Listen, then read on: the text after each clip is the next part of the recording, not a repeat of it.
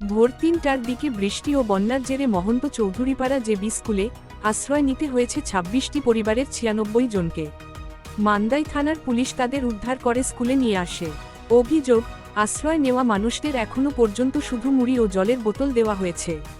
স্থানীয়দের দাবি, বিধায়ক স্বপ্না দেববর্মা ও এমডিসি জগদীশ দেববর্মার পক্ষ থেকে কেউ পরিস্থিতি দেখতে আসেননি, খাবারেরও ব্যবস্থা হয়নি। এই ফ্লাডের কারণে আমরা ভোর ৩টার সময় আমরা শরণার্থী হিসেবে এসেছিলাম এখানে। ভোরবেলায় ৩টা, ৩:৩০ এরকম সময় আমাদের রেস্কিউ করা হয়েছিল। আর এরপরে সকালে এসে রেস্কিউ কে করছে? রেস্কিউ করা হয়েছিল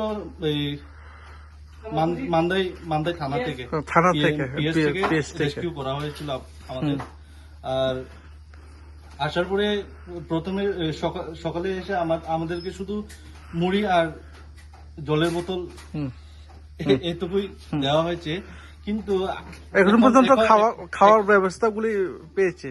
এখন পর্যন্ত 10টার বেশি বেজে গেছে। এখনো পর্যন্ত অনেকে, আপনারা জানেন যে কালকের থেকে বৃষ্টিটা শুরু হয়েছে, কিন্তু অনেকেই বৃষ্টির কারণে কেউ রান্না করেনি বাড়িঘরে।